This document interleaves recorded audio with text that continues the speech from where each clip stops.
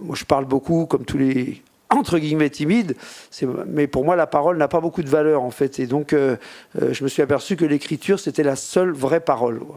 Et ça, surtout dans mon métier, où on travaille voilà, sur ses chevaux, et puis tout d'un coup, on a affaire brutalement aux médias, puisqu'on est quand même des gens de spectacle.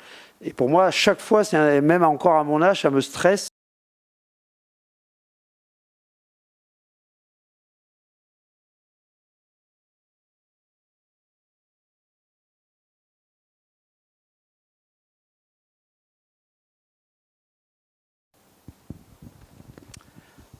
Bonjour à toutes et à tous, très heureux d'être avec mon ami Bartabas aujourd'hui dans ce lieu, j'allais dire où je t'accueille, non, où tu m'accueilles.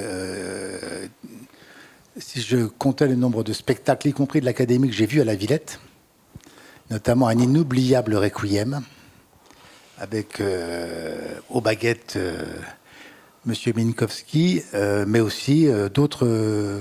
Enfin, ce lieu, c'est un peu l'extension du théâtre d'Aubervilliers, non?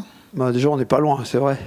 Mais oui, bah, c'est-à-dire que c'est un lieu qui permet son espace permet de faire des créations, surtout avec l'Académie. Zingaro lui-même n'est pas venu jouer ici, mais pratiquement, oui, une grande partie des créations de l'Académie sont jouées ici. Ouais.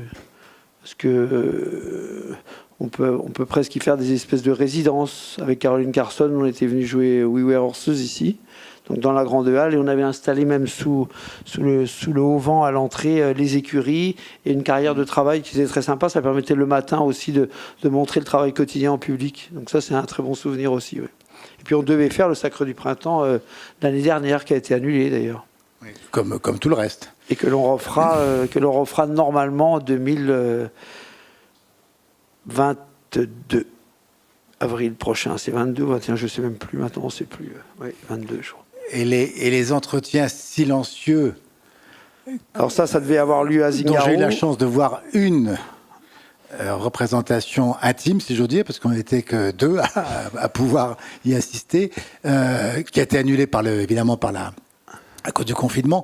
Est-ce que c'est prévu de repartir, de reprendre? Oui, ça va être repris dans le cadre donc ça avait été créé dans le cadre du Festival d'automne, et avec leur aimable autorisation, c'est repris avec le Festival Paris l'été, mais dans le manège à Versailles. Parce qu'à Zingaro, on a déjà explosé l'espace scénique pour préparer la nouvelle création, le Cabaret de l'Exil, qui aura lieu en octobre 2021. Je voulais te poser la question à la fin, mais donc je la pose au début, ce qui veut dire que... Je n'ai pas terminé encore, tu veux dire. Tu reviens au cabaret des origines? On va pas se débarrasser de moi comme ça. Je n'ai pas...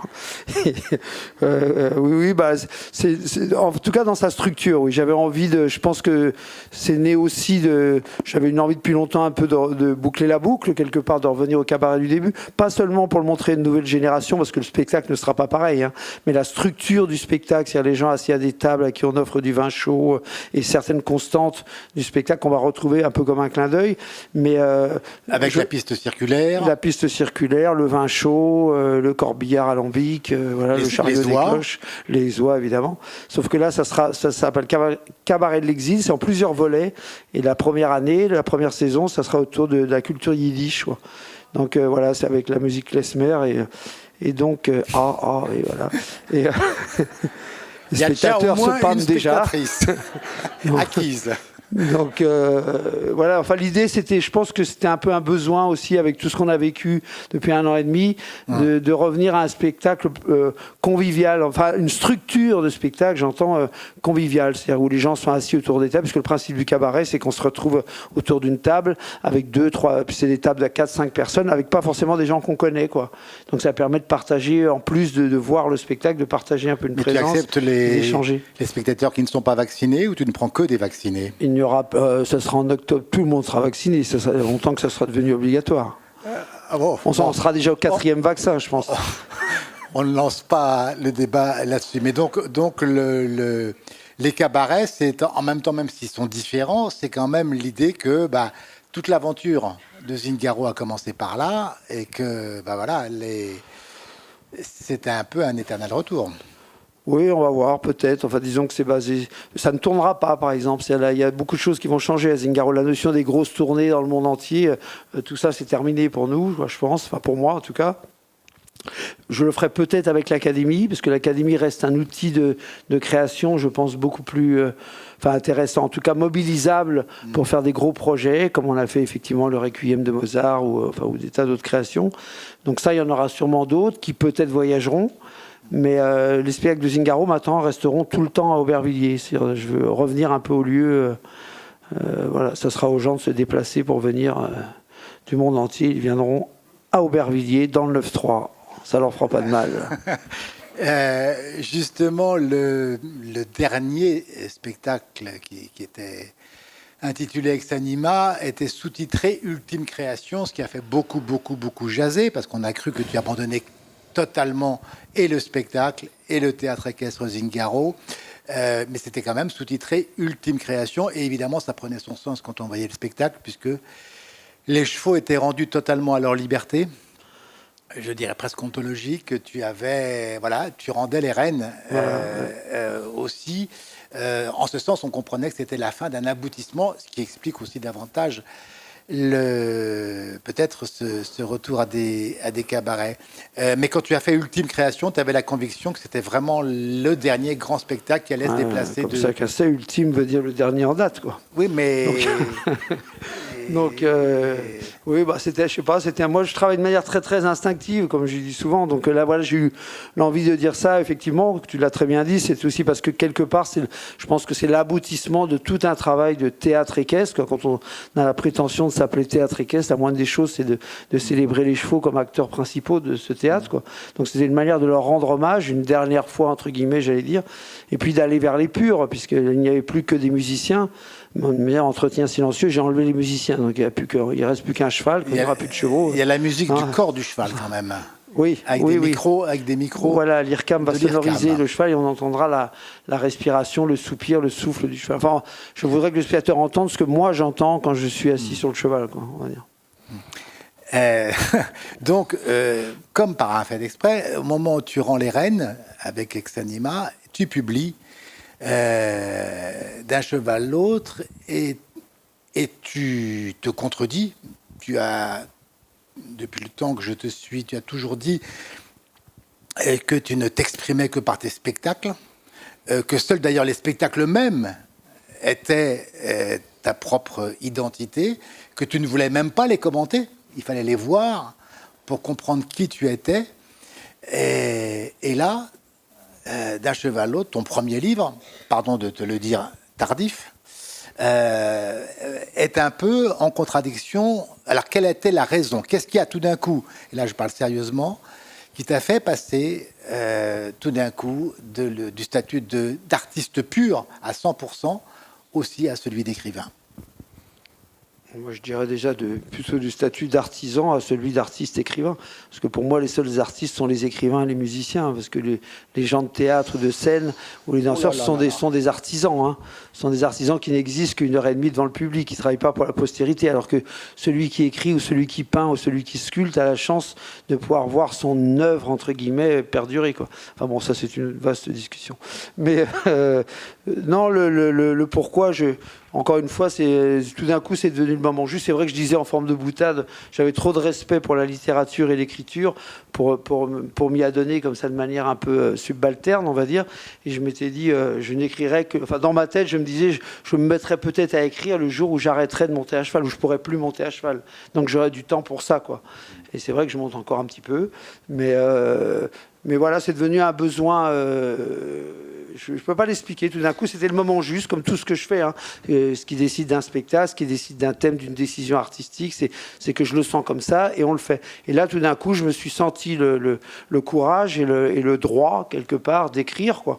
Et voilà, mais j'ai pas de... Mais est-ce qu'il n'y a pas une raison? On pourrait dire que est-ce qu'il n'y a pas une raison supérieure dont tu ne parles pas? C'est que finalement, tout ce que tu as fait comme créateur, en dehors des enregistrements, ne laissait pas de traces. Et seul le livre permettait de tracer ton histoire et celle de tes chevaux. Bien sûr, il y a un peu ça derrière, même quand je filme les spectacles, il y a un peu ça derrière, mais là, l'écriture, c'est vrai, c'est une manière en même temps de faire revivre et en même temps de les quitter quelque part, quoi. Mais ça, je pense que c'est quelque chose que...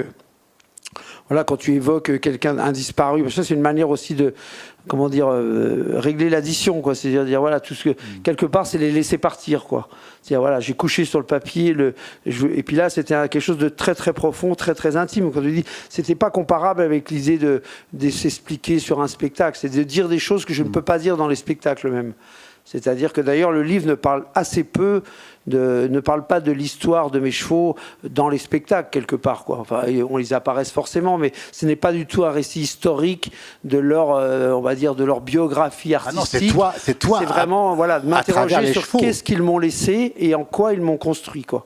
C'est-à-dire vraiment comme des gens qu'on a connus, de quoi on se souvient d'un regard, d'une caresse, d'une rencontre, d'une première rencontre. D'ailleurs, il y a souvent les premières rencontres, surtout au début, parce que voilà, elles reflétaient pour moi et il n'y a pratiquement pas d'humains dans ce livre, sauf des humains qui sont en rapport direct avec les chevaux. C'est-à-dire ça peut être un maquignon qui m'a vendu un cheval, ça peut être un transporteur, ça peut être... Voilà, mais pas de gens, entre guillemets, connus ou... Enfin, voilà, qui ont à voir avec la carrière artistique du théâtre équestre, on va dire.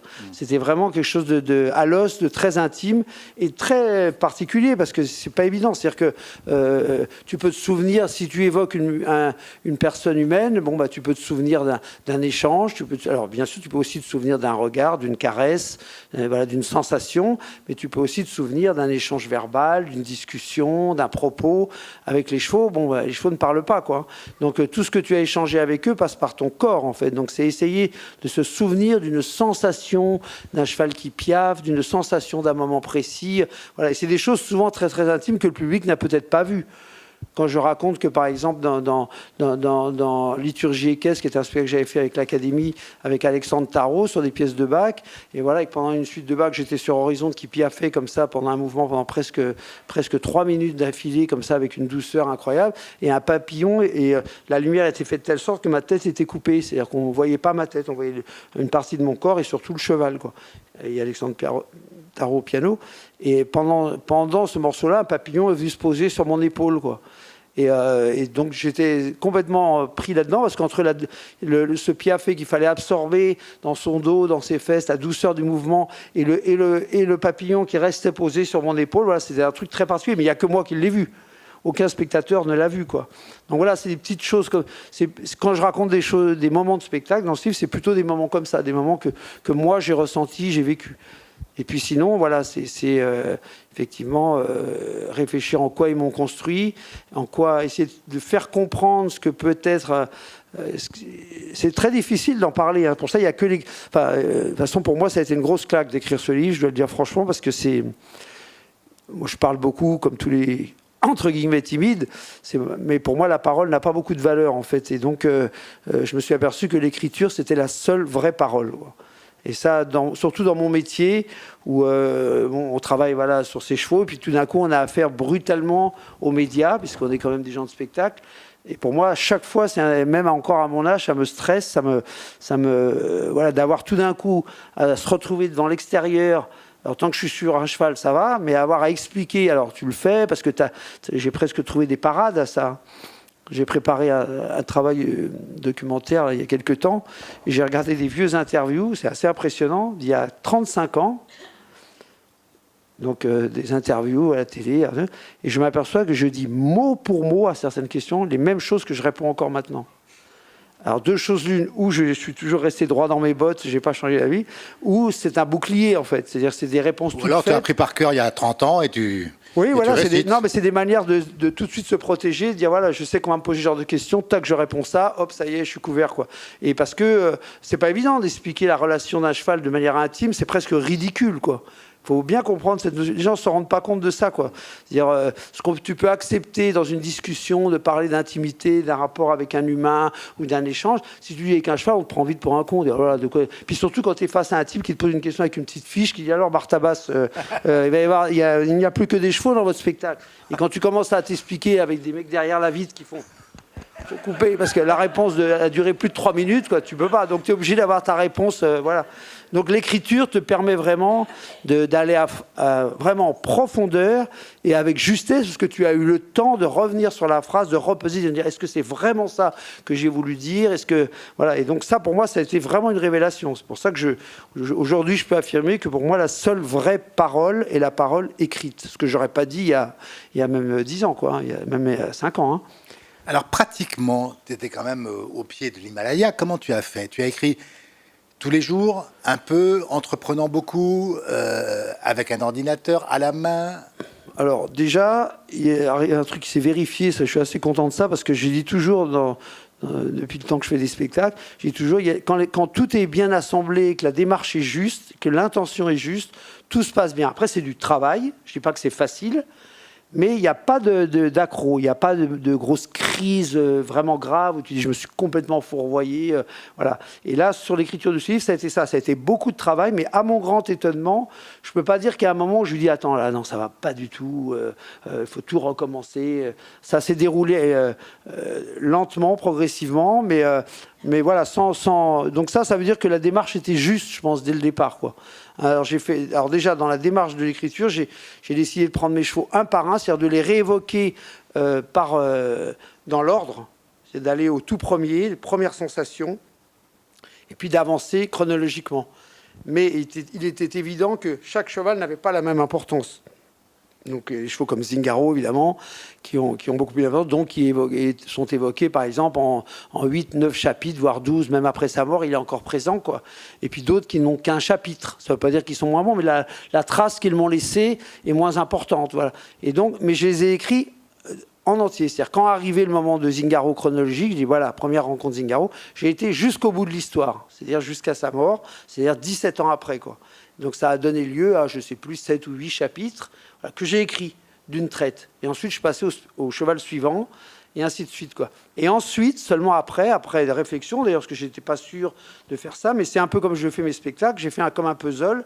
C'est-à-dire, j'ai dit, tiens, pour qu'on se rende vraiment compte de ce que c'est, par exemple, Horizonte est arrivé à l'âge de 5 ans, il est parti de Zingaro à l'âge de 30 ans, quoi.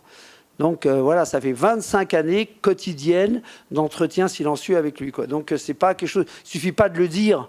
Il faut, pour que les gens puissent le ressentir, la durée. Alors lui, par exemple, il doit avoir aussi 7 chapitres, je ne sais plus. Et donc j'ai décidé, une fois que j'avais tout fini, d'intercaler par ordre chronologique les chapitres. C'est-à-dire que quand arrive le moment d'Horizon, ben, c'est ce moment-là, il est arrivé. Et puis 10 ans après, donc on le retrouve. Et puis 20 ans après, on le retrouve, quoi. Un peu comme des personnages d'un roman qui se recroiseraient, qu'on retrouve. Alors j'étais pas sûr c'était ma grande inquiétude. J'ai dit, est-ce qu'on va s'attacher aux chevaux autant qu'un personnage de roman, quoi? Est-ce qu'on va l'avoir oublié? On va dire, ah ben tiens, de qui nous parle là, celui-là, voilà. Donc c'était ça un peu, pour moi, le pari un peu audacieux de ce livre, mais c'était la seule manière de donner la notion de temps. C'est-à-dire que tout d'un coup, on revient à ce cheval, et le lecteur peut se dire, ah d'accord, il est encore là, celui-là, quoi. Voilà, quoi. Et enfin, c'est la manière que j'ai trouvée, quoi. Et puis après, bah voilà, pour écrire, bon, ça c'est un peu comme, je pense, tout le monde, toi. Pour toi, ça ne doit pas être très intéressant, mais bon, tu t'obliges à une rigueur un peu comme à cheval, hein, une rigueur d'horaire, quoi. Tu dis, bah, voilà, j'écris de telle heure à telle heure, de t'organiser. J'ai eu besoin de partir au début, ce qui m'arrive très, très, très, très rarement. J'ai fait une retraite, ce qui est pour un écrivain, je suppose, classique. Mais pour moi, comme je n'ai jamais pu quitter Zingaro plus d'une semaine, pour les raisons qu'on sait, quoi. Donc là, j'ai eu besoin de partir une quinzaine de jours, 2 fois. D'abord pour prendre de la distance avec mon quotidien, parce que dans mon quotidien il y avait encore pas mal de chevaux qui étaient encore là tous les jours, quoi. Plus et les mettre à égalité avec ceux qui avaient disparu, quoi. C'est-à-dire que tout d'un coup ça devient plus abstrait, je suis plus loin, quoi. Et donc ça m'a obligé ça a été le point de départ, à me réinterroger sur la manière dont j'allais aborder le truc, voir ce que ça voulait dire, de ne plus être à Zingaro et d'évoquer quelque chose que tu n'as plus sous les yeux, même les lieux d'ailleurs, hein. Donc voilà, ça a été nécessaire. Et puis après, bah, ça a duré 1 an et demi, quoi, avec quelques petites lectures, des moments où je faisais un peu lire à des amis confidents, voilà, pour être sûr que je ne m'étais pas trompé de... En tout cas, tu as fait partie d'ailleurs. En tout cas, gratter un cheval, tu savais faire. Gratter du papier, c'était quand même une expérience nouvelle. Et tu l'as tenu jusqu'au bout avec, à la fin, si tu permets, un paradoxe inouï. C'est que tes spectacles ont toujours été innovants, voire provocants. Ils ont inventé leur propre style, chaque fois. Et tu écris dans une langue belle parce qu'elle est classique aussi. C'est presque un paradoxe pour moi à la lecture quand de temps en temps et puis final, c'est que finalement c'est presque un autre Barthabas qu'on découvre dans D'un cheval l'autre. Ah bah, j'ai été influencé par toi. J'ai lu Jérôme Garcin, donc ça m'a. Mais non, mais je dis pas ça. En plus, c'est vrai. Pour moi, tu fais partie des grands écrivains français. Donc, quand je dis ça, c'est dire que le style m'intéresse et surtout la conduite des chaque chapitre t'amène sur une réflexion, quoi. C'est pas juste c'est pas fait pour faire un suspense comme trop souvent. Enfin, pour moi, hein, je pense que les gens écrivent de plus en plus comme on fait des séries, quoi. C'est-à-dire qu'ils écrivent avec talent, évidemment, mais ils écrivent pour te donner du suspense, par exemple, donc d'un chapitre. Mais voilà, c'est pour moi la vraie littérature, c'est pas ça. C'est que chaque chapitre t'amène, évidemment, te raconte une histoire, mais chaque fin de chapitre t'amène une réflexion, quoi, qui reste en l'air quelque part. C'est-à-dire que c'est à toi de la continuer, et puis après on passe à la suite. Enfin, voilà. Enfin, moi, par exemple, c'est comme ça que je te lis, toi. Quand quel que soit le sujet, à chaque fois, c'est pas juste de dire que c'est élégant, c'est l'élégance de finir un chapitre, même quel que soit le sujet, sur une espèce d'ouverture qui t'amène à ah ouais, d'accord. Tiens, et puis après, bon, on passe au suivant, quoi. C'est pas je tourne la page pour avoir vite la suite, comme tu regarderais une série en disant il faut vite regarder l'épisode suivant, etc. Donc ça, c'est quelque chose c'est ça que je trouve élégant, que je trouve intéressant dans l'écriture. Après, là, je viens d'écrire un autre livre qui n'est pas encore sorti pendant le confinement. Peut-être, au début, je l'avais fait comme ça en me disant oh, je ne suis pas prêt à faire un roman. Puis maintenant, plus je retravaille dessus, puis je me dis que j'ai peut-être trouvé une voie qui est encore, comment dire, celui-là est très personnel parce qu'il est écrit à la première personne, donc il obéit à des canons, on va dire, un peu obligatoires, quoi. Mais peut-être le truc qui va venir, d'ailleurs que je peux difficilement définir. C'est pas un roman, c'est pas des poèmes, c'est des espèces d'histoires qui ont un rapport mais qui n'ont pas vraiment de truc. Et là peut-être on peut dire que modestement, il y a un truc très particulier, quoi, qui peut-être n'appartient en tout qu'à moi, ou en tout cas qui est plus proche de la démarche de mes spectacles, peut-être. Oui, qui ressemble plutôt à une fable. Voilà, sans une espèce chercher de conte, une de fable, ouais, peut-être. Ouais. Avec ça, j'ai oublié ma question, évidemment, que je voulais te poser. Même moi, je suis plus je suis cette question. Oui, donc, non, je voulais quand même revenir à ces chevaux, donc évidemment Zingaro. Je voudrais savoir, quand tu racontes dans ce livre, donc tu le disais, Zingaro a plusieurs chapitres, évidemment, de la rencontre jusqu'à ces spectacles inoubliables où il joue un rôle plus que tutélaire, enfin fraternel, affectif, et puis la mort. La mort, moi, chaque fois, qui me bouleverse, quand tu la racontes, loin de toi. Quand tu as écrit ce dernier chapitre sur Zingaro, est-ce que l'écrivain que tu étais en train de devenir en racontant cette mort était bouleversé au point d'avoir du mal à l'écrire ou pas?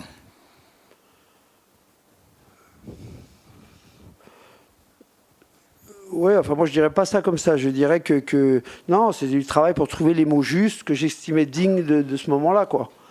Voilà, c'était plutôt, c'est trouver la noblesse dans l'écriture, la noblesse par rapport aux propos, quoi. Donc moi je dirais plutôt ça, plutôt que ça me. Oui, non, c'est pas l'écrire c'est peut-être se remémorer ce moment-là. Oui, d'accord, mais en même temps, tu vis avec. Moi, je vis avec au quotidien, donc j'ai pas besoin de me le remémorer. C'est des trucs. Voilà. Hélas, la vie est comme ça. Les chevaux vivent en général moins longtemps que les hommes, donc ça arrive aussi aux humains. Mais donc tu perds. Ça fait partie. J'allais dire, ça fait partie de ton quotidien. Non, mais enfin, tu sais déjà que ça va arriver. Tu l'as. Enfin, en tout cas, moi, je l'ai. Ça fait longtemps que je l'ai intégré. On va dire voilà. Je l'ai intégré dans ma réflexion, dans ma démarche. Voilà, je me suis protégé quelque part par rapport à ça, quoi. C'est-à-dire que. Mais ça va vous peut-être paraître un peu brutal, mais pour moi, c'est pas sentimental. C'est-à-dire que je mets de côté la partie sentimentale, parce que d'abord, c'est des chevaux. Bon, il y a quand même les êtres humains, c'est quand même plus... Bon, mais c'est pas ça, moi. C'est pas le côté l'animal est mort, je suis triste. Non, non, c'est le côté une partie de moi-même a disparu. Donc pour moi, c'est très technique. Moi, mon métier, c'est de me montrer à cheval. Zingaro, je parle du cheval, mon sang, ma chair. Mon sang, ma chair. Bah, c'est-à-dire que tu as construit quelque chose avec lui, et c'est avec ça, d'ailleurs j'ai dit, Zingaro m'a permis d'exister parmi les hommes. Entre autres, quoi, lui, mais surtout lui, parce qu'il est un peu symbolique d'un rapport particulier, puisque c'est un cheval que j'ai jamais monté. Donc c'était un échange comme deux partenaires, comme Poiret et Serrault dans la cage aux folles, quoi. Ça a duré pendant un peu plus de 20 ans, quoi. Enfin, pendant 17 ans. Donc c'est une partie de toi-même, quoi. Et donc, quand je dis une partie de toi-même, ça veut dire que ton métier, c'est de te montrer devant le public avec des chevaux, donc à cheval. Quand tu n'as plus ce cheval, ça veut dire que tu n'es plus, par rapport aux gens qui te regardent, hein, je parle, hein, tu n'es plus toi-même, il te manque quelque chose, quoi. Et on dirait, bah, tiens, où est-ce qu'il a laissé son cheval, quoi, si on veut parodier le truc, quoi. Et ça, c'est quelque chose d'assez important. C'est comme si tu perdais une main ou un bras. Tu continues à vivre, hein. Tu peux presque faire même les mêmes choses. Tu as besoin d'une rééducation, mais tu frappes. Voilà, tout d'un coup, tu n'es plus le même, il te manque une main. Bon, ben voilà. Et ben, c'est perdre un cheval avec qui tu as construit quelque chose comme ça pendant des années, 10, 20 ans. Quand ça s'arrête, tu perds une partie de. En tant qu'artiste, tu perds une partie de toi-même. Et voilà, encore une fois, voilà, on revient à la discussion du départ. On n'existe que devant ce public à ce moment-là. Il ne suffit pas de dire, oui, mais avant, vous savez, tu ne peux pas le montrer. Tu peux le montrer oui, d'accord, en film, il reste des images. Là, je viens de faire un film qui s'appelle Les Chevaux Voyageurs, qui va passer d'ailleurs à Zingaro en plein air pendant 2 nuits au mois de juillet, dans le cadre de Paris l'été. Voilà. Mais c'est une espèce de voyage poétique. C'est une manière de les faire revivre ces moments-là. Mais enfin, ça reste que du cinéma, quoi. C'est pas du tout la même chose pour moi que le spectacle vivant. Donc voilà, c'est plus, je sais pas comment le dire, c'est pas, il n'y a pas tellement c'est quelque chose que tu es obligé d'incorporer, sinon tu arrêtes tout de suite, quoi. Tu dis, c'est tout ce temps pour que ça disparaisse comme ça. C'est comme si un danseur, voilà, tu travailles toute ta vie la danse ou le chant, bon d'accord, tu peux perdre un peu ta voix, tu peux perdre un peu de la qualité de ta voix, mais enfin, tu vis avec. Donc voilà, tu vis avec ton corps, tu vis avec, si tu es un danseur, moi j'adore les vieux danseurs par exemple. Parce que je trouve que c'est quand ils commencent à dépasser 40, 45 ans qu'ils commencent à devenir intéressants. Je voyais les danseurs de chez Pina, c'est passionnant parce que tout d'un coup, ils n'ont plus tout à fait la dextérité. Évidemment, le corps commence à vieillir, mais là, le geste est plein de vie, d'une émotion, d'un ressenti dont seulement l'expérience peut donner, quoi. Donc c'est là où ça devient pour moi passionnant, quoi. Voilà, donc voilà, les chevaux, voilà, tout d'un coup, ça a disparu. C'est-à-dire ce que tu avais. Donc toi, tu es quelque part peut-être plus riche, sans doute. C'est pour ça que c'est ce que j'ai peut-être recherché d'ailleurs dans ce livre. C'est en quoi ils m'ont fabriqué, qu'est-ce qui, voilà, le fait même qui m'ait permis d'écrire ce livre, c'est déjà qu'ils m'ont donné, voilà, ils m'ont laissé ça, quoi. C'est déjà pas mal.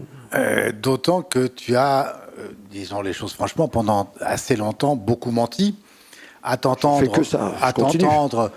tu n'étais pas allé à l'école, tu n'avais jamais écrit, à peine lu. Tout ça était quand même des mensonges. Non, j'étais jusqu'au bac, que j'ai toujours dit. J'étais à l'université un jour pour avoir la sécu. J'étais m'inscrire et j'étais un cours. Tu as dit, tu faisais beaucoup de fautes d'orthographe, que tu n'étais pas. Ça c'est vrai. Si tu avais vu l'original du manuscrit, j'ai vu. Non, parce que je te l'ai lu. Tu l'as pas vu, je te l'ai lu. Mais c'est pas pareil. C'est pour ça que la première fois que je t'ai fait lire quelques pages, il était un peu surpris. Il faut dire, ça il le dira pas, mais parce qu'il n'avait pas. Je suppose que ça doit être la première fois que ça lui arrive, parce qu'on doit recevoir plein de manuscrits, plein d'écrits souvent, quoi. Mais moi, j'ai tenu à lui lire, quoi, 2-3 chapitres, quoi. Donc je lui ai lu dans un bar, quoi. Et parce que de toute façon, je pouvais pas lui montrer, il y a que moi qui pouvais le lire, quoi. Et quand il a lu, c'était corrigé par mon assistante Emmanuel, donc il n'y avait plus une faute d'orthographe. C'était nickel. Ce que je veux dire plus sérieusement, c'est qu'il y avait un peu une idée que, parlons du lecteur. Il faut avoir vu, comme nous et comme beaucoup, entreaperçu au Châtelet pour avoir un souvenir mais magnifique de toi lisant les textes pas forcément très connus de Ségalène. Il faut avoir vu à Chaillot, notamment, Les Centaures et l'Animal pour avoir entendu comme jamais les chants de Maldoror de Lautréamont, en tout cas des extraits. Je veux dire que tes spectacles, autres que ceux évidemment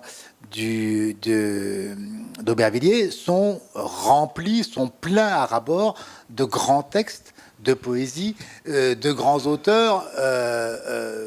Donc voilà, c'était pas la peine de feindre d'être de tourner en rond avec un cheval dans un sens, dans l'autre pendant 35 ans. Mais non, mais c'est vrai que tout ce que tu cites, c'était ce que j'appelais des projets plus personnels.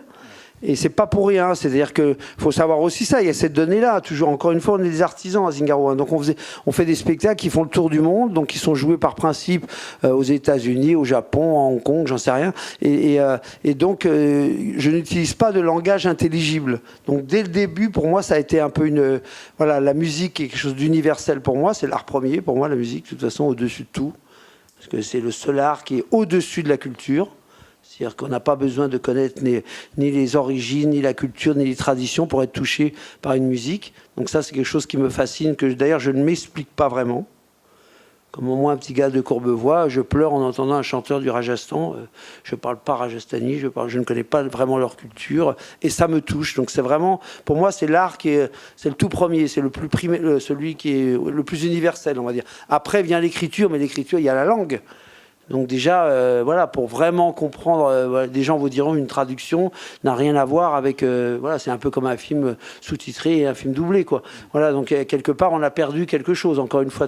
Et donc dans mes spectacles, c'est vrai que je me suis toujours interdit d'utiliser le langage intelligible, à tel point que les premiers spectacles, on voulait ne pas être que des corps muets, donc on avait besoin d'éructer, de parler, parce que on le sentait comme ça. On s'était inventé un langage qui était le Skovac, qui était un langage complètement inventé, qui était du genre Stavagrac. C'était assez violent, hein. Stavagrac, Tomacho aussi.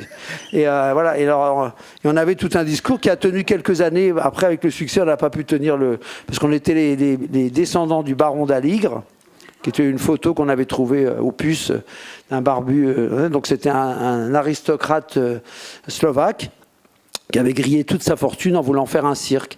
Et nous, nos parents étaient des bourgeois français, mais qui étaient hérités de leur grand-père était ce fou qui avait fait ça, et on reprenait la tradition du grand-père avec le cirque du baron d'Aligre.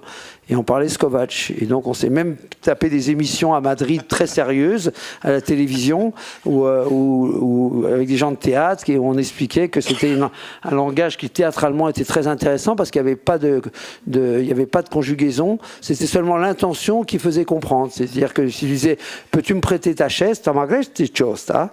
et si on dit gros con, passe-moi ta chaise, c'est et donc là, ils étaient tous pâmés. Oui, c'est vraiment l'essence du théâtre, tout est dans l'intention de truc, pas dans la grammaire, quoi, voilà. Enfin bon, on a fait pas mal de conneries quand même. Il faudrait traduire d'un cheval à l'autre en slovaque. En slovaque, exactement. En skovac. Je citais Ségalen, pour entreaperçu, évidemment Lautréamont. Comment tu es venu, et ensuite je te poserai d'autres questions sur tes lectures, mais comment tu es venu par exemple à Ségalen et à Lautréamont, encore une fois en marge des spectacles de ce que tu appelles spectacles plus personnels. Tout d'un coup tu lis et tu as envie que ça apparaisse dans un de tes spectacles? C'est très très particulier. Peut-être des gens ne vont pas me croire, mais je lis très peu. C'est vrai que j'ai plus de poésie parce que c'est court. Je le dis en forme de boutade, mais c'est vrai. Parce que quand même, on se lève très tôt le matin. C'est physique, le travail avec les chevaux. Le soir, on est crevé, quoi.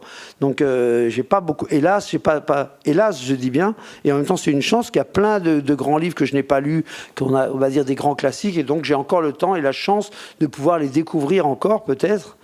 Si je vis assez longtemps pour ça, voilà. Donc ça, c'est un peu une chance aussi d'un côté, mais j'ai toujours revendiqué une certaine inculture dans la mesure où j'ai très vite compris, comme je suis un autodidacte, même dans les chevaux, hein, et donc j'ai très vite compris que tu n'absorbes une œuvre d'art que quand tu en as vraiment besoin. C'est-à-dire quand tu es prêt à la recevoir. C'est-à-dire l'œuvre, elle est fixe, que ce soit une sculpture, une peinture, un livre, un film, ils sont là. Voilà. Et vous... Enfin, moi, quand tu vas la recevoir, on peut te l'imposer. C'est-à-dire à l'école, effectivement, on t'impose au programme, on dit voilà, vous devez connaître ça, il faut que vous lisiez Proust, il faut que vous lisiez ci. Alors un prof va t'expliquer, c'est très intéressant parce que voilà, le Caravage n'a pas cette peinture comme ça, parce que les clairs-obscurs, il va t'expliquer en quoi le peintre ou l'écrivain est novateur, est intéressant. Et toi, tu vas opiner, tu vas oui, c'est vrai, maintenant j'ai compris, très bien. Et puis le lendemain de l'examen, enfin en tout cas c'était mon cas, tu as tout oublié, quoi. Parce que ça y est, hop, tu as eu ton truc, donc tu passes à ce qui t'intéresse vraiment, quoi. Et puis un jour, par hasard, 10 ans après, 20 ans après, 30 ans après, tu vas tomber sur cet auteur pour un livre, ou tu vas tomber devant ce tableau, et tout d'un coup, tu vas plus que l'apprécier, il va te marquer, il va te toucher, quoi. C'est rassurant, parce que les œuvres, on sait qu'elles sont toujours là, quoi. Donc ça sert à rien de se précipiter à vouloir, enfin moi, c'est ma théorie, hein, je dis pas que j'ai raison, hein, à vouloir tout lire, tout voir, tout savoir, parce que voilà, tu ne peux pas l'apprécier. Tu auras une connaissance, bien sûr, une connaissance scientifique presque de l'art, c'est-à-dire que tu pourras dire, oui, j'ai lu ça, j'ai tout lu, mais tu n'auras rien compris, en fait. Et puis tout d'un coup, pourquoi ? Parce que tout d'un coup, ce qui est raconté ou la manière dont c'est abordé va te toucher, parce qu'au moment de ta vie, tu es prêt à comprendre ça, à le ressentir. Voilà. Et donc, c'est ça qui te rend perméable. Et je vais même encore plus loin, quand je suis dans les périodes comme en ce moment, par exemple, où je suis absorbé par ma nouvelle création, c'est-à-dire, en fait, même si je fais autre chose, je ne pense qu'à ça, et ben, tout ce que je vais regarder, lire, c'est d'ailleurs assez ennuyeux, parce que lire, voir, je vais le voir sous ce prisme-là. C'est-à-dire qu'une musique qui ne m'intéressait pas spécialement, tout d'un coup, je dis tiens, ça c'est intéressant. Parce que tu cherches quelque chose intérieurement pour ton spectacle. Tu es comme un buvard, quoi. Tu es prêt à prendre, à tout piquer, tout ce que tu vas voir, tout ce que tu vas écouter, tout ce que tu vas lire, regarder. Voilà, donc c'est très. Enfin, je ne sais pas si je pense pas que ce soit particulier à moi, mais en tout cas, moi, je fonctionne comme ça. Et donc, par exemple, tu me parles des chants de Maldoror. L'anecdote, elle est assez drôle, pour ça je vais vous la raconter. J'avais cette idée de travailler avec ce danseur de buto japonais Komuro Bushi, qui fait un travail sur la matière, sur l'animal. C'est le principe du buto, c'est revenir un peu à l'essence de l'être, en fait, presque de la matière dans l'être humain, quoi. Et je voulais appeler ça, j'avais déjà le titre, hein, déjà au départ, c'était le centaure et l'animal. L'animal étant le danseur, le centaure, bon, vous avez compris. Et je me dis, j'aimerais avoir un texte, que ça va être sur scène, et là, je peux justement m'appuyer sur un texte puissant. Et c'est Alain Cavalier, qui un soir, une discussion après un soir de spectacle, je lui parle comme ça, il me dit, mais tu devrais relire, parce qu'il pensait évidemment que j'avais lu ça à l'école, tu devrais relire les chants de Maldoror. Moi, je fais des chants de quoi ? De Maldoror. Bon. Donc Emmanuel m'a vite acheté le bouquin. Le lendemain, je l'avais. C'est quand même un pavé. Il faut se le taper, quoi. Hein, les chants de Maldoror. Je ne sais pas si vous connaissez, mais bon, voilà. Et ben, je vous jure que c'est vrai. Je l'ai lu en une nuit. Alors là, pour le coup, je me suis pas endormi. En une nuit. Et en une nuit, surtout, c'est pas tellement de l'avoir lu, c'est que j'ai annoté. Je soulignais au crayon les phrases, parce que c'est des tout petits extraits des chants de Maldoror dans le spectacle. Je sais pas, c'est peut-être, on va dire, 30 pages. Je sais pas. Et donc, au fur et à mesure, je soulignais les phrases qui m'intéressaient, quoi, par rapport au spectacle, qui n'existaient pas encore. Hein. Et ces phrases, pratiquement à 95%, sont dans le spectacle. Quoi. Et ça, c'est vrai que moi-même, quand je dis, putain, c'est quand même... J'ai pas eu besoin d'une deuxième lecture, j'ai pas besoin d'aller rechercher... Quand j'ai voulu faire ça, je me dis non, bah ça c'est pas intéressant, ça c'est trop anecdotique. Enfin pour ce que je veux faire, hein, c'est trop voilà, c'est pas assez abstrait, etc. Donc voilà, c'est pour essayer d'expliquer ça. C'est une manière un peu un peu animale, quoi, d'aborder les trucs de manière. Et je fais pareil dans les musiques, c'est-à-dire quand je vais écouter des musiciens à l'autre bout du monde, je veux surtout rien savoir. Je ne lis pas des choses sur leur culture, voilà, je veux me placer devant l'être humain, écouter, voir comment je le ressens. Pourquoi ? Parce que le spectateur, il sera comme moi à ce moment-là. Il n'en connaîtra pas plus que moi. Hein. Et donc il faut retrouver cette émotion, quoi, un peu universelle, on va dire. Et Ségalen, comment tu étais venu à ces... Ségalen, je me souviens plus trop. Je me souviens plus trop. Mais là encore, c'est les poètes voyageurs, hein, donc c'est des choses que je lis. Et là encore, tu mens un peu en disant, moi, je me couche tôt. Ségalen. Si, pardon, ça m'est revenu. C'était important parce que c'était la première fois que je faisais un truc dans un théâtre. Hein. C'était un sacré pari, d'ailleurs, pour rendre hommage au Châtelet, hein. Au Châtelet, en plus, il y a Jean-Pierre Brossman, qui n'est plus directeur maintenant, qui est retraité depuis longtemps, et qui a eu le courage, parce qu'il fallait du courage quand même, hein, de dire, écoute, ta carte blanche, Barthabas, je te demande qu'un truc, pas de musique classique. Voilà, donc c'est Jean-Pierre Drouet et son compère qui ont fait tout la bande sonore. Et ce qui m'intéressait, c'était l'idée de la peinture, qui m'a toujours passionné, et du voyage. Et je suis parti de... Ce n'a pas été que des textes de ça, de peinture de Ségalen, parce que le pari, je trouvais génial, quoi, c'est d'arriver à faire un livre entier en décrivant des peintures qui n'existent pas, en plus. Et ça, j'ai trouvé ça extraordinaire et profondément théâtral, quoi.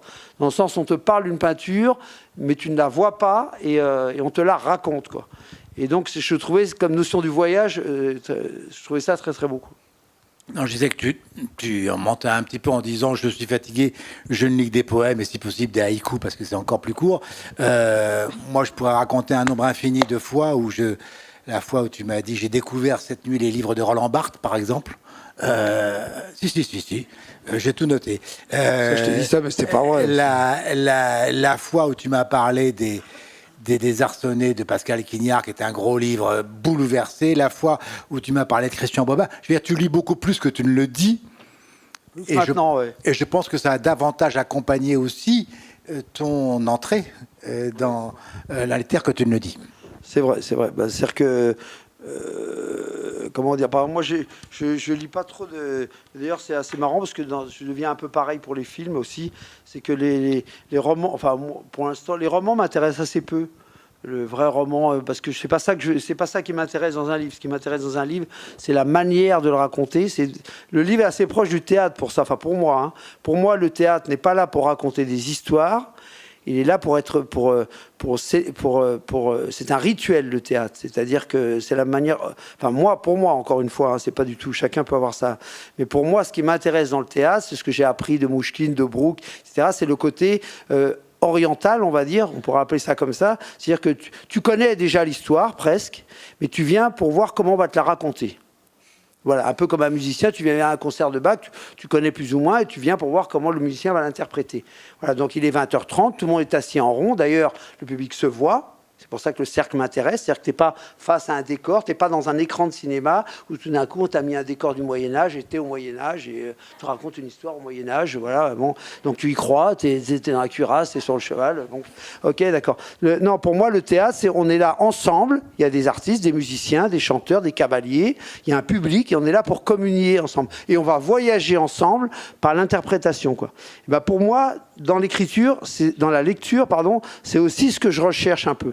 C'est-à-dire que presque le sujet est un prétexte, le thème est presque un prétexte. Ce qui m'intéresse, c'est comment l'auteur va me la raconter d'abord, donc le style, donc comment il va me toucher par son style, et comment il va m'amener à travers son sujet sur ce que j'appelle des ouvertures, où tout d'un coup, tu es laissé à toi-même. Tu dis, putain, ouais, merde, il vient d'exprimer un truc, là, et toi-même, tu vas rebondir, tu vas continuer le chapitre tout seul. Parce que tu vas dire, ah bah ouais, tac. Bah bon, ça, c'est ce qui me passionne, quoi. Plus que le roman où vraiment tu tournes, bon, je déteste pas, mais c'est pas ce qui m'intéresse vraiment, quoi. D'ailleurs, j'en lis très peu, voire pas, quoi. Mais voilà. Et par exemple, tu viens de citer Quignard. Au jour d'aujourd'hui, peut-être si on se revoit dans 4-5 ans, je ne vous dirai pas ça, mais encore aujourd'hui, c'est un auteur qui me fascine parce que je n'arrive pas à comprendre comment il fait. Je ne sais pas s'il le sait lui-même, mais comment il fait. C'est-à-dire que c'est surtout toute sa dernière série, là, Dernier Royaume, là, c'est tout d'un coup, c'est sans queue ni tête. Des fois, j'y comprends rien, j'ai pas peur de le dire, hein. C'est trop érudit pour moi, donc je comprends rien. Mais ça me perturbe, ça me touche, ça m'interpelle, ça m'oblige. Tiens, c'est beau, pourquoi c'est beau, pourquoi qu'est-ce que ça provoque chez moi quelque chose voilà, qui n'est pas forcément une complicité, qui n'est pas forcément un acquiescement. Voilà. Et surtout, je me dis, mais c'est quoi le ressort du truc ? C'est n'importe quoi, c'est pourquoi il parle de ça, puis le chapitre suivant, c'est des chapitres très brefs, parfois. Et ça je sais pas, peut-être ça m'intéressera plus dans quelques années, mais là, au jour d'aujourd'hui, là, comme on parle, ça m'intéresse parce que voilà, et ça m'interpelle. Je me dis, mais comment il fait, comment il fabrique ? Et c'est vrai que je sais pas si c'est moi, je suis pas assez lecteur, toi, tu vas pouvoir peut-être te répondre à cette question. Mais moi, par exemple, quand je vois un spectacle, que ce soit plutôt de la danse, que je vois plus de danse que de théâtre, mais très vite, je veux dire, ça n'a rien à voir avec la qualité. Ça peut être un spectacle agréable, tu as passé un bon moment, une bonne soirée, mais très vite, je comprends comment c'est fait, quoi. Il me faut 15 minutes même pas, pour savoir comment est fait le spectacle, comment ça va être, voilà. Et quand, par contre, je me fais surprendre et tout, là, mais ça, il n'y en a pas beaucoup. Hein. Et puis avec l'âge, c'est de plus en plus difficile. Je veux dire, non, mais c'est vrai, hein, au début, quand tu es jeune, tu regardes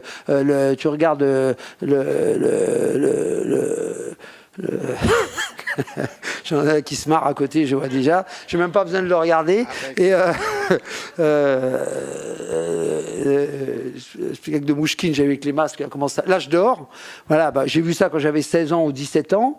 Mais je sais que j'ai pris une claque, parce que une claque pas ce qui était dit était très basique, un peu politico, machin, c'est l'utilisation de la comédie d'art, c'était plutôt marrant, super bien fait, mais la manière dont c'était célébré, dans ces cratères, avec la fausse lumière au plafond, tu disais, putain, il doit être 6h du mat, comment je vais prendre un métro? En fait, t'avais passé 1h30, quoi. Tu vois, et ça, je sais que ça m'a profondément bouleversé, quoi. C'est-à-dire que c'est au-delà de, voilà, pour retrouver des émotions comme ça, j'en ai peut-être une dizaine, mais pas plus, hein. Bon, je sors peu, mais bon, mais voilà, donc ça, c'est assez rare, je pense. Alors, je sais pas si toi, évidemment, tu dois lire beaucoup, si ça fait la même chose. Est-ce qu'au bout de 10 pages, tu dis, bon, même si c'est bien, tu dis, je sais où il veut m'emmener, non? De toutes les manières, malheureusement, je sais que ça serait dur, mais on a passé les 45 minutes. Tu n'as pas répondu à ma question, là, tu t'en défiles. T'inquiète pas, je te répondrai longuement, mais simplement, si on veut que le public puisse poser des questions, c'est maintenant que ça vient. Je voulais juste ajouter un mot pour le coup, c'est que, évidemment, son roman par roman, tout le monde sait que Zingaro est mort. Je parle du cheval, mais c'est la manière dont chapitre après chapitre tu nous amènes à ça qui crée vraiment l'émotion. Alors, le temps est venu des questions et malheureusement, on a encore été trop long. Donc, n'hésitez pas à lever la main, d'autant qu'on vous voit. Voilà. Je me levais. Bonjour, madame. Bonjour à vous tous. Romaine au micro. Voilà. Alors, il y a une phrase que j'aime bien qui est les choses sont évidentes ou ne sont pas. Il se trouve qu'hier soir, j'ai vu à la télévision, que je ne regarde plus jamais, parce que pourtant j'étais assistante de la réalisation à Canal+, mais bon, bref, ça c'était un autre temps, une émission sur les chevaux sauvages. Et j'ai pensé à vous, et je vous vois aujourd'hui, Monsieur Bartabas. Jérôme Garcin, je pense souvent à vous. Et puis là, on a parlé des chants de Mal d'Aurore, je suis le ténébreux, etc. Ça m'avait pensé à ça. J'avais envie de vous parler d'Henri Michaud aussi, parlant de poésie. Je ne sais pas si vous connaissez Le Jardin exalté de Michaud, à qui il restait un peu de produit et qui le prit et qui vit ce jardin revivre par l'esprit et l'essence de manière magnifiée. Voilà. Alors, monsieur Bartabas, me permettez-vous de vous conter une petite anecdote concernant une rencontre avec un cheval dans un champ en Haute-Savoie. Il était quasiment laissé à l'abandon par son propriétaire qui en avait rien à foutre, qui lui mettait même pas un petit auvent pour se protéger du soleil. Le cheval qui était roux, c'est devenu mon pote. J'allais le voir, il était dans le champ d'à côté de la maison de mon ami. J'allais le voir tous les jours. Je lui donnais de l'eau fraîche, je le caressais, machin. Et j'ai partagé des framboises. Je lui ai donné une béquée de framboises. J'ai trouvé ça très joli et je lui ai amené un lapin parce que pour moi, les chevaux et les lapins, ce sont des proies. Ça bouge les oreilles comme ça. Et ce sont des proies, voilà. Et moi aussi, je ne suis pas une prédatrice. Il y a une psychiatre qui dit que 9 humains sur 10 sont des prédateurs. Et je suis sûre qu'il n'y en a pas beaucoup ici. Et je vous remercie de ça. Et je voulais vous dire que c'est chouette d'être tombé là sur vous après. Ainsi, le cheval a mangé le lapin. C'est belle coïncidence. Moi, je suis montée. Pardon ? Le cheval a mangé le lapin ? Non, il a reniflé. Voilà. Et moi, je lui ai donné des framboises à la béquée. Et il est monté devant moi et j'ai attendu qu'il me laisse le monter à cru. Moi, j'avais commencé à faire du cheval à 3 ans. Et il s'est positionné de manière à ce que je monte sur son dos. Et on a fait quelques pas au pas. Voilà. J'en ai fini. Je vous salue. Je vous remercie infiniment de tout ce bel échange. Merci. Est-ce qu'il y a des questions? D'autres questions? Non? Je crois que... Attendez, juste le micro. Non, mais même, c'est un commentaire. Je veux juste dire que je suis ravie que vous reveniez dans ce lieu magique qu'est Aubervilliers et qu'on puisse surtout y retourner, nous, quoi. Parce que moi, j'y suis toujours, hein, depuis un an et demi, j'ai pas bougé. Bien sûr. J'ai même hâte d'en sortir un peu, moi. Mais nous, quand on a vu ce spectacle dernier dont vous parliez tout à l'heure, l'ultime, je me disais, c'est la dernière fois que je viens ici et j'en étais malade. Donc je suis ravie qu'on puisse y revenir. Voilà. Et puis là, Merci. c'est un week-end émouvant parce que c'est hier soir, hier après-midi, qu'a repris la reprise de la grande La Voix de écurie l'écuyer, le Versailles. spectacle de l'Académie, ouais, qui se joue tous les week-ends dans le manège de l'écurie de Versailles. Vous pouvez y aller quand Après vous- un an de un silence. an et une nouvelle promotion. Donc on bossait pendant 8 mois pour pouvoir avoir la première hier soir. D'autres questions ou des commentaires Non. Ah oui, en fait, vous voulez boire les paroles de Barthabas. Alors, Non, mais moi, je vais renforcer le propos de madame et je vais parler en tant que mamie. Parce que malheureusement, nous avons vu que très peu de spectacles de votre travail. On a vu à la télévision, parce qu'on regarde quand même un petit peu la télévision de temps en temps. C'est pas une maladie. Et donc, ce que je me dis, grâce à ce que vient de dire madame, c'est que je vais peut-être, comme je les ai vus avec mes enfants petits, eh bien, la logique veut aujourd'hui qu'on va pouvoir le montrer à nos petits-enfants. Oui, vous savez, Zingaro, depuis 35 ans, vit sur pratiquement 3 générations. Hein. Voilà. Ça, il y a beaucoup de gens qui viennent, qui disent mes parents m'ont Ah oui. amené, j'étais adolescent ou jeune garçon, et maintenant j'amène mes enfants. Hein. Voilà, mais non, mais il faut Et, bien... c'est ce qui justifie toute notre vie, hein, tout notre travail. C'est-à-dire, c'est pas la vie des troupes, en tout cas de la troupe. Moi, je défends la notion de troupe. C'est que c'est un travail sur une vie. Quand je dis un travail sur une vie, c'est pas seulement d'approfondir son art toute sa vie, ça c'est assez, j'allais dire, commun pour tout artiste, mais c'est le partager sur une vie avec le public. C'est-à-dire, effectivement, on évolue et le public évolue aussi, et, se renouvelle ou pas. C'est intéressant, cette relation-là, moi, me passionne. Et pour moi, il y a eu un déclic à Zingaro. Ça m'amusait beaucoup parce que moi, j'ai un rapport à la critique, par exemple, qui m'intéresse beaucoup. Parce que pour moi, la critique, même quand elle est mauvaise, si elle est bien écrite, ça me fait rigoler, si elle est bien écrite. Mais surtout, la valeur du critique, pour moi, la vraie nécessité du critique, en général, c'est de resituer les choses. C'est-à-dire, il arrive un moment, quand tu travailles depuis si longtemps, moi je me suis retrouvé des fois, la dernière en date, c'était il n'y a pas très longtemps, sur un spectacle de l'Académie où il y avait un danseur, et il y avait un jeune pigiste du Monde en plus, qui m'a interviewé et qui me dit, c'est la première fois que vous travaillez avec des danseurs. Donc je lui dis, mais vous avez déjà vu des spectacles de Zingaro? Non, mais j'ai regardé sur internet. Bon, voilà. Non, mais pour dire que c'est important ce que je veux dire, c'est-à-dire que pour nous, voilà, le spectacle vivant, c'est par principe éphémère, hein, c'est le premier à disparaître dans la mémoire des hommes, je dis le théâtre. Hein. Et donc le critique est là pour un certain temps, en tout cas de notre vivant, quoi, pour un peu donner pas un classement, comment dire, mais pour pouvoir ordonner les choses. De dire, tiens, il y a tel créateur qui fait ça, bon, bah, c'est quand même, ça ressemble beaucoup à ce que faisait 10 ans avant telle personne, ou telle, voilà, pour resituer un peu les artistes du spectacle vivant dans leur cadre et dans leur histoire, quoi. Et ça, c'est quelque chose de, enfin, pour moi, par exemple, d'assez important. Quand tu travailles sur le temps, il y a un moment où il faut, voilà, il faut, parce que tu ne peux plus montrer une jeune génération. Enfin, nous, c'est très particulier, parce qu'on n'a pas de répertoire. Voilà, moi, j'ai côtoyé longtemps Pina Bausch, qui passait son temps à revisiter son répertoire. C'est-à-dire qu'elle composait, elle disait, tiens, cette année, on va reprendre la pièce que j'ai faite il y a 15 ans, parce qu'à Paris, ça ira bien. Ça fait enfin, il y avait plein de notions aussi par rapport aux danseurs, la liberté, la possibilité technique et financière de reprendre telle ou telle œuvre. Mais elle passait son temps à revisiter, et donc à faire revoir à des nouvelles générations son travail.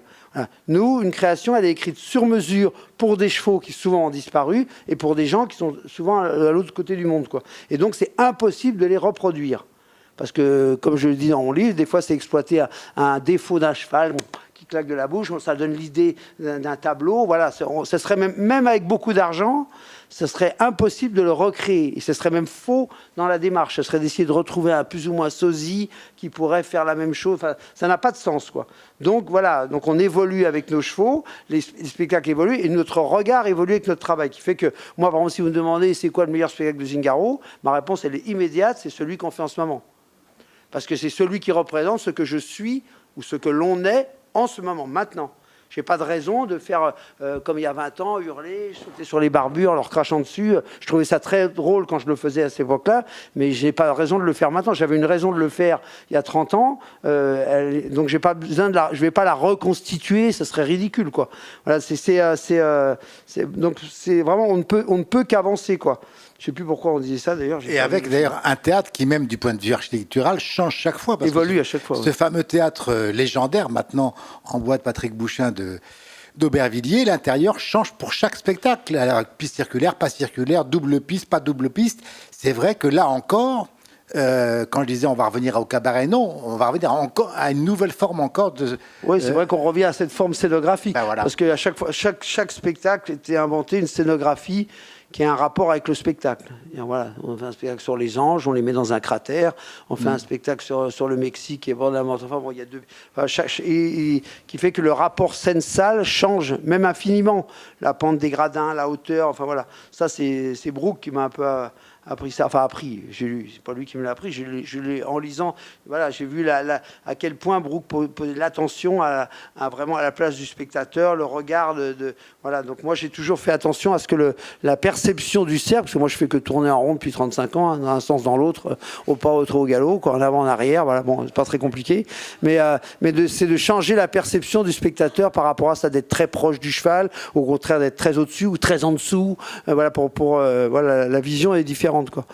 Mais je sais plus pourquoi, c'était quoi votre question tout à l'heure, parce que j'ai un peu perdu le fil. Ah oui, les générations, voilà, c'est ça, oui. Voilà, donc oui, bah, le suivi, ouais, c'est important. Mais c'est vrai que c'est vrai que c'est toujours des fois ça te fout un peu le blues, faut être honnête, hein. Quand tu vois quelqu'un qui sort, un jeune qui sort du dernier spectacle, il dit c'était super, puis l'autre qui est à côté qui dit ouais mais si t'avais vu Chimère ou machin, tu vois. Alors toi, bon, t'as toujours forcément ce côté, tu vois, bon. Mais ça c'est comme ça. Hein. Bon. Nous n'existons que dans la mémoire des gens qui nous ont vus. Voilà. En tout cas, parmi les bonnes nouvelles, d'abord, il y a D'un cheval à l'autre qui arrive en collection de poche, en folio, avec une très belle couverture dans les jours qui viennent. Tout à fait. L'été, on peut donc le passer en partie au théâtre Zingaro d'Aubervilliers avec le 16 et le 17 juillet, dans la nuit, à 10h du soir. Une projection en plein air dans la carrière dans les douves des chevaux voyageurs. Les entretiens silencieux. À Versailles. Enfin à Versailles.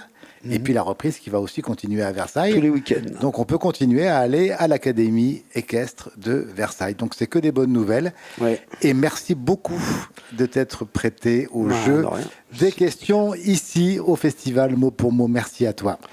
Merci à vous.